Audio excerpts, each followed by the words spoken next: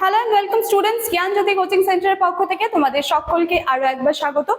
আজকে আলোচনা করব আমরা NEP third semester major paper 6 এখান থেকে বৌদ্ধ শিক্ষা ব্যবস্থার প্রধান বৈশিষ্ট্য এগুলো নিয়ে আলোচনা করব। ক্লাস 11-12 কিন্তু তোমরা এগুলো পেয়েছো, এবারও সেম জিনিসই পাবে, হয়তো একটু ইনফরমেশন আরো বেশি করে পাবে, তাই না?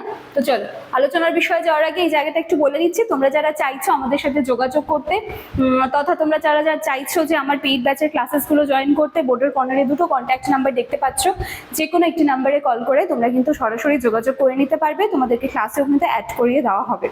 আচ্ছা, কোর্স ফির বিষয়টা বলে নিই। তোমরা যারা মেজর স্টুডেন্টসরা রয়েছে তোমাদেরকে সেক্ষেত্রে পে করতে হচ্ছে 1299 টাকা, এবং যারা মাইনর স্টুডেন্টসরা রয়েছে সেক্ষেত্রে তোমাদেরকে পে করতে হচ্ছে মাত্র 699 টাকা।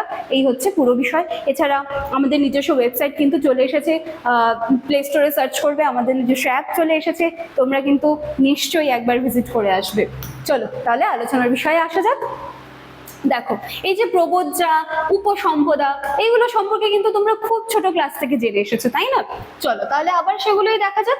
কি হচ্ছে প্রবোজ্জা শব্দের অর্থ কি? বাইরে যাওয়া, মানে কি 8 বছর বয়সে গৃহ ত্যাগ করে মঠে বা বিহারে প্রবেশের এই দীক্ষা অনুষ্ঠানকে প্রবোজ্জা বলা হয়। এখানে বিহার বলতে বলে দিই, বিহার বলতে আবার কিন্তু তোমরা এটা ভাববে না যে বিহারে গিয়ে পড়াশোনা করছি, মঠ বা বিহার বলা হতো সেই সময় সেই সমস্ত জায়গাগুলিকে, ঠিক আছে? তো সেখানে গিয়ে পড়াশোনা করা হতো 8 বছর বয়সে। এই সময় শিক্ষার্থীরা পুরো মাথা মুড়িয়ে, তোমরা যেটা দেখো বেসিক্যালি যে মাথা পুরো মুড়ানো থাকে এবং তারা একটি বস্ত্র ধারণ করে, উপর থেকে পীতবস্ত্র পরিধান করতো এবং তারা কিন্তু শ্রমণ নামে পরিচিত হতো।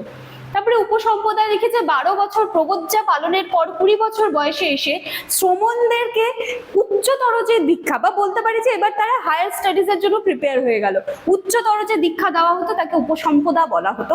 10 জন প্রবীণ ভিক্ষুর উপস্থিতিতে অনুষ্ঠান হতো, যার মাধ্যমে তারা কিন্তু কমপ্লিট ভিক্ষু বা সন্ন্যাসী কিন্তু তাদেরকে বলা হতো। তাহলে 8 বছরে প্রবোজ্জা, তারপরে হচ্ছে এখান থেকে শুরু হয়ে যাচ্ছে 12 বছর প্রবোজ্জা কমপ্লিট হয়ে গেল, 20 বছর বয়সে থেকে কিন্তু এই যে এই উপসম্পদা এটা কিন্তু স্টার্ট হয়ে যেত তাদের। ক্লিয়ার আছে? বোঝা গেছে? একদম সোজা বিষয়, একদম সোজা। তারপরে দেখি আমরা বিহার কেন্দ্রিক শিক্ষা কেমন ছিল। সবার প্রথমে আমাদের এটা সকলের জানা যে এটা মঠ কেন্দ্রিক শিক্ষা ছিল, তাই না? যে বৌদ্ধ শিক্ষা মূলত সংঘ বা বিহার কেন্দ্রিক ছিল। সেই সময় যারা বাচ্চারা ছিল বা স্টুডেন্টরা ছিল বা শিক্ষার্থীরা ছিল তারা কিন্তু নিজেদের বাড়ি ছেড়ে গুরুগৃহে থেকেই কিন্তু তারা পড়াশোনাটা করতেন, ঠিক আছে? এবং কঠোর শৃঙ্খলার মাধ্যমে ভীষণ ডিসিপ্লিন তারা ছিল, তাদের সমস্ত ডিসিপ্লিনগুলো কিন্তু মেনটেন করে চলতে হতো। দেন হচ্ছে বিহারের প্রশাসন ও শিক্ষাদান পদ্ধতি ছিল সম্পূর্ণ গণতান্ত্রিক, সবার মাধ্যমে সকলের মতামত কিন্তু সেখানে নেওয়া হতো। এরকম ছিল না যে যিনি গুরু ছিলেন ওনার মতামত মানে কি বলবো যে শেষ ছিল, এখানে সকলের মতামত কিন্তু নেওয়া হতো। এছাড়া শিক্ষার্থীদের জীবনযাপন ছিল ভীষণ সহজ সরল বিনয়ী, ভিক্ষাবৃত্তির মাধ্যমে তাদের জীবিকা নির্বাহ করতে হতো, যেটা কিন্তু তাদের অহংকার দূর করতে যথেষ্ট সাহায্য করতেছে। কারণ তাদেরকে ট্রেনই করা হতো এভাবে যে বড় হয়ে যেন কোনো কিছু শিক্ষা নিয়ে বা লালন পালন নিয়ে কোনো কিছু নিয়ে যেন তাদের মনে মানে কিছু মাত্র যেন অহংকার না থাকে, সেটা তাদেরকে হার্ড ওয়ার্ক করানো হতো সেখানে, ঠিক আছে? আচ্ছা, এরপর পাঠ্যক্রম ও মাধ্যম কি কি ছিল? শিক্ষার মাধ্যম ছিল পালি ও প্রাকৃত ভাষা, তাই তো?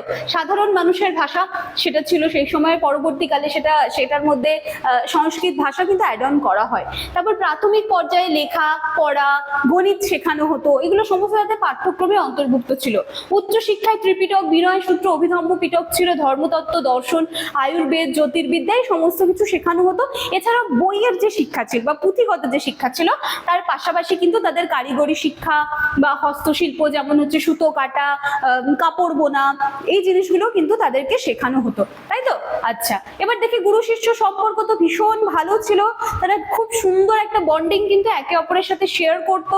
এখানে শ্রদ্ধা, সেবা, বিশ্বাস, কর্তব্য প্রতিটা জিনিস কিন্তু এই গুরু এবং শিষ্যের মাঝে কিন্তু দেখতে পাওয়া যেত, তাই তো? নারী শিক্ষা ও মঠ, এই জায়গাটা একটুখানি দেখে নিচ্ছি, এই জায়গাটা ইম্পর্টেন্ট রয়েছে।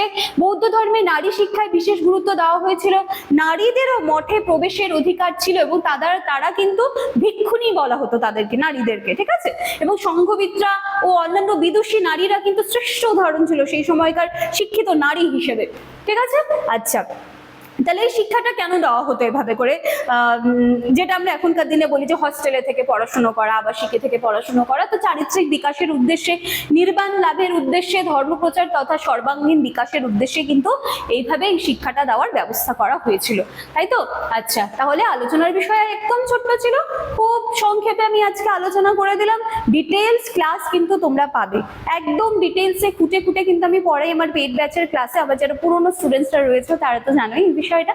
তো তোমরা যারা আমার ক্লাসে যোগাযোগ করতে চাইছো, বা ভুল বললাম, তোমরা যারা আমার ক্লাসে অ্যাড হতে চাইছো, বোর্ডের কর্নারে দুটো কন্ট্যাক্ট নাম্বার দেখবে, যে কোনো একটি নাম্বারে কল করে আমাদের সাথে যোগাযোগ করে নিতে পারো।